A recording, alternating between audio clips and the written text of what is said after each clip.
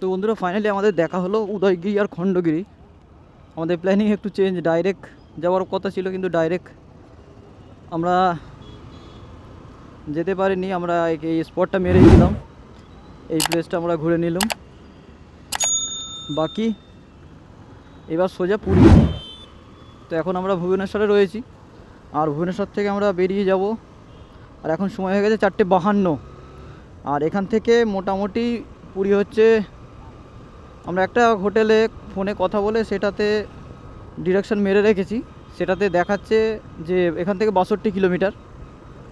উদয়গিরি খণ্ডগিরি থেকে 62 কিলোমিটার। তো দেখা যাক কতক্ষণ সময় লাগে এই 62 কিলোমিটার আমাদের অতিক্রম করতে। তো আমাদের এখন করতে হবে সেটা হচ্ছে যে 62 কিলোমিটার রাইড করতে হবে, তবেই আমরা কিন্তু পুরী গিয়ে পৌঁছাবো। আর এখন সময় হচ্ছে 5টা, 4:52 মানে 5টাই ধরো। আশা করছি ঘন্টা দুয়েক তো লাগবেই, তার মানে 7টা বাজবে।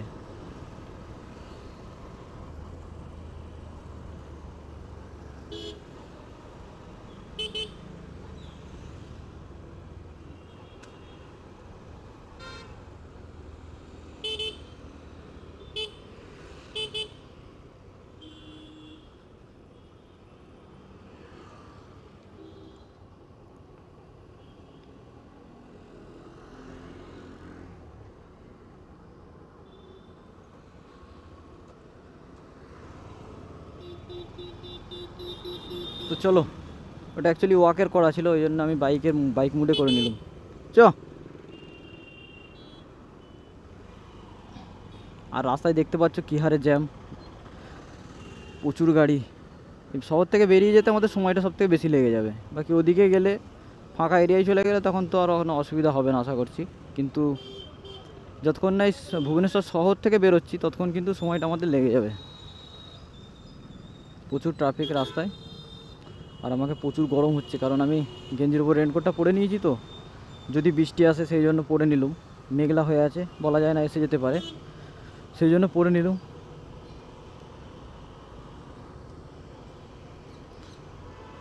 চলো কটার সময় গিয়ে পৌঁছাই দেখি।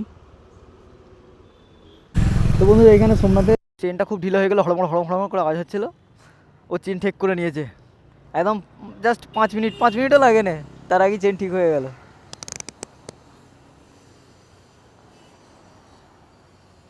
ছেলে আজ ভুবনেশ্বর শহরে ঘুরছে, দেখো দেখো কোন গ্রামের ছেলে আজ ভুবনেশ্বর শহরে এসে বাইক নিয়ে ঘুরছে। নিজে নিজে যখন ভাবি একটু অবাকও লাগে মাঝে মাঝে যে এই রকম কাজও আমরা করতে পারবো, এরকম দুঃসাহসও আমাদের আছে। আমার নিজের মধ্যে আছে, সেইটাই আর কি।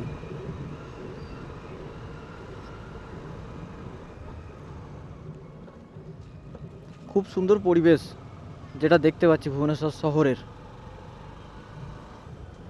এবং ট্রাফিক নিয়ম যেটা দেখলাম খুব ভালো। কিন্তু এখানকার মানুষরা কিন্তু ট্রাফিক নিয়মটা খুব ভালো মানছে দেখছি,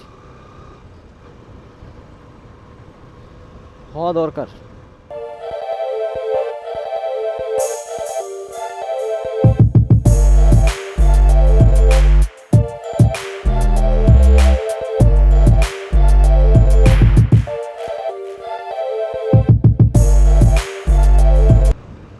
তো বন্ধুরা একটা বিষয় হচ্ছে যে ভুবনেশ্বর শহরে আর একটা জিনিস যেটা আছে সেটা হচ্ছে নন্দনকানন, একটা বিশাল বড় জিওলজিক্যাল পার্ক, মানে চিড়িয়াখানা। সেই নন্দনকানন কিন্তু আমাদের ঘোরা হচ্ছে না, তার কারণ হচ্ছে আমাদের কাছে নন্দনকানন ঘোরার মতো সময় আর নেই। আর নন্দনকাননে ঢুকলে একটা বেলার ব্যাপার আছে, মানে পুরো একটা বেলা ঘুরতে হবে নন্দনকানন ঘুরতে গেলে, তবে নন্দনকানন ঘুরে শেষ করা যাবে। কারণ নন্দনকানন এমন একটা জুলজিক্যাল পার্ক যেটা আমাদের ভারতবর্ষের সবথেকে বৃহত্তম পার্ক হচ্ছে নন্দনকানন। আমি যেটা জানি, বাকি 100% বলতে পারছি না, আমার যতটা জানা আছে সেটা হচ্ছে যে এই Nandankanan park Indian number 1 largest geological park. তো বন্ধুরা ফাইনালি আমরা এসে উঠলাম 316 ন্যাশনাল হাইওয়েতে। আর এই রাস্তাটাই সোজা এবার চলে যাচ্ছে পুরী। আর 316 কী হারে এখন গাড়ির জ্যাম দেখতেই পাচ্ছ, মানে গাড়ির চাপ, জ্যাম নয় চাপ আছে, ভালো চাপ আছে গাড়ির।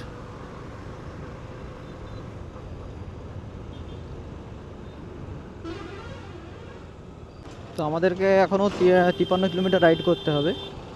53 কিলোমিটার হচ্ছে মানে আমরা এখনও ভুবনেশ্বর শহর কিন্তু ছাড়িনি, এখনও শহরের মধ্যেই আছি। আর এই একটা নদী পার হচ্ছে, দেখতে পাচ্ছ কী হারে জল যাচ্ছে নদী দিয়ে।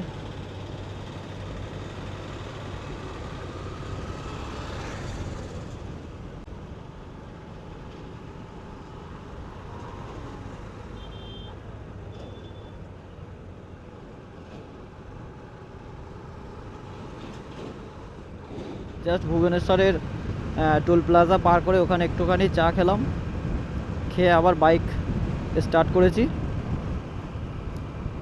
তারপর এখনও আমাদের যেটা বাকি রয়েছে সেটা হচ্ছে 42 কিলোমিটার রাইড করতে হবে।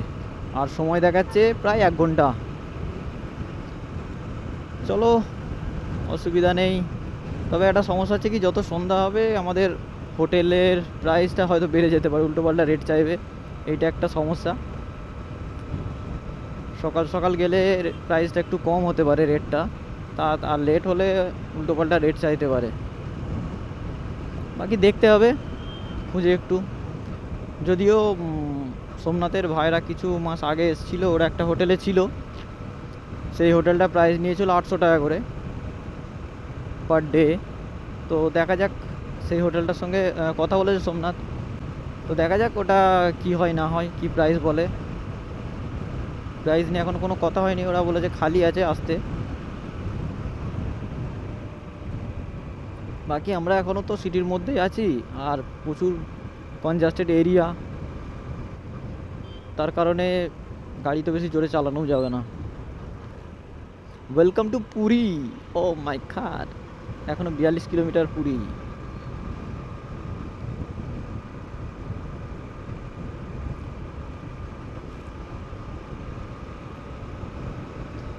তো বন্ধুরা, আমাদের এই যাত্রা সফল হতে চলেছে। মানে আমাদের টার্গেট ছিল 500 কিলোমিটার রাইড, যেটাকে আমি 5000 বলেছিলাম তোমাদেরকে, এবং আমার থামেও 5000 লেখা আছে। তো অ্যাকচুয়ালি আমাদের কাছে এটা তো অনেক বড় ব্যাপার, তাই ওটা বলা আছে। তো সেটা আমাদের সম্পূর্ণ হতেই চলেছে। জাস্ট আর 41 কিলোমিটার রাইড করলে আমাদের এই টার্গেট কিন্তু পূর্ণ হয়ে যাবে। চলো, আর 41 কিলোমিটার আমরা রাইড করেই নিই। আর এই সন্ধ্যেবেলা বাইক চালাতে কিন্তু খুব ভালো লাগছে।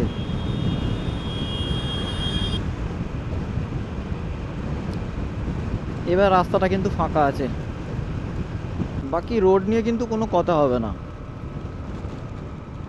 এটা হচ্ছে আমার ডবল ফগ লাইট, আর এটা হচ্ছে সিঙ্গেল ফগ লাইট। আমি সিঙ্গেল ফগ লাইটেই যাচ্ছি, কোনো অসুবিধা হয়নি আমার, কারণ রোডটা এতটাই ফাইন রোড, বিউটিফুল রোড, যে ডবল ফগ লাইটে এখনও জ্বালানোর প্রয়োজনই হয়নি। পুরো স্মুথ, একদম ঝকঝকে পরিষ্কার রোড। দীঘার রোডটাও এরকম করা উচিত, কারণ দীঘাতেও যা চাপ, তাতে করে প্রচুর অসুবিধা হয়। কিন্তু এক তো সিঙ্গেল রুট, এর পর থেকে নন্দকুমারের পর থেকে, তারপরে আবার সরু পাতলা রোড, আর জায়গায় জায়গায় খারাপ।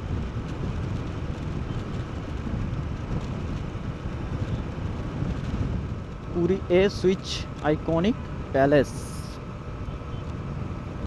আন্ডার সুইচ ভারত মিশন নাকি লেখা ছিল একটা। তো গাইজ ফাইনালি আমরা পুরী, মানে পুরী যে সিটি তার মধ্যে এন্ট্রি করেছি, জাস্ট এন্ট্রি করলাম। এবার বিভিন্ন রকমের একটা একটা দেখা যাচ্ছে, স্পট লেখা রয়েছে, এই অত কিলোমিটার, ওই অত কিলোমিটার।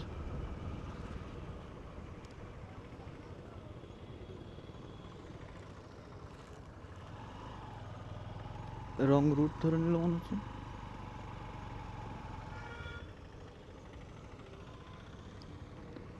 ওই রং রুট ধরে নিয়েছিস তো, ওইটাতে ঘুরে যেতে হবে তো।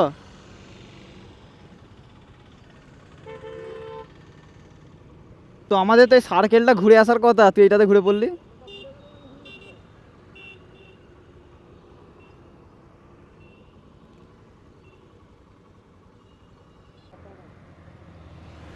ভুল হচ্ছে তো, ভুল হচ্ছে তো। আমরা তো এই দিকে যাবো, তুই এখানে ওইখানে এখানে ঘুরে পড়লি কেন আমি বুঝতে পারছি না। আবার ওই দিক থেকে ঘুরে আসবি। আর টেম্পলের দর্শন পেয়ে গেছি, ওই দূরে দেখতে পাচ্ছি টেম্পলটা।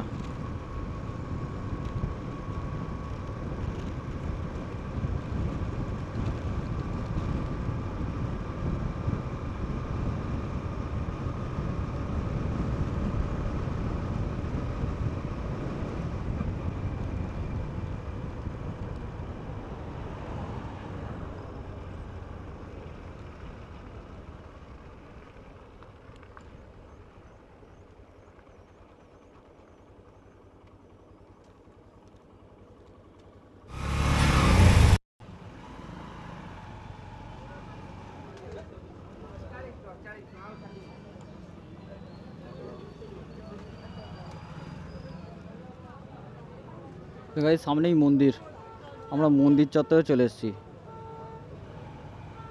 সমস্যাটা হচ্ছে কি,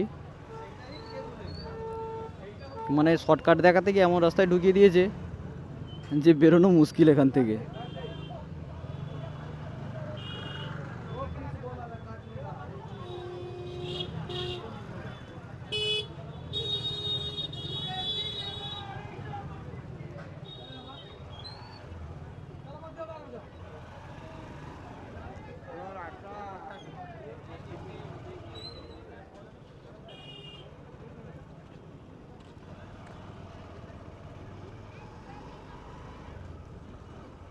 মন্দিরটাই দেখে নি আর কি করব হোটেল যাওয়ার আগে।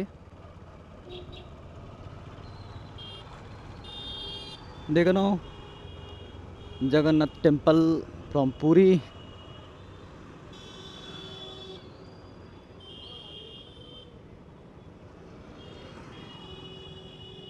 কোথায় ঢুকতে যা বুঝতে পেরেছিস। আমরা পেয়ে গেছি আমাদের রুম, হোটেল পেয়ে গেছি। দেখতে পাচ্ছ কমলা নিবাস, গ্রুপ বুকিং অ্যাভেলেবেল, 3টে ফোন নাম্বার দেওয়া আছে। আর প্রাইসটা নিয়েছে আমাদের 800 পার ডে। তো চলো এবার ভিতরে যাই, তোমাদেরকে দেখাই রুমটা। এটা দুতলা, বিল্ডিংটা দুতলা।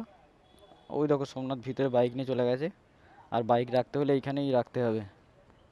তো চলো আমি আমার লাগেজ নিয়ে ভিতরে যাই।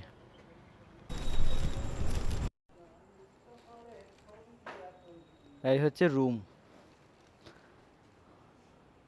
দেখো রুম নিয়ে আমরা একটু কম্প্রোমাইজ করে নিচ্ছি, অসুবিধে নেই। প্রাইসটা কমে পেয়েছি, এইটাই যা। বাথরুম ঠিকই আছে, বাকি আমাদের দুজনের কোনো অসুবিধে নেই, 3জনের বেড।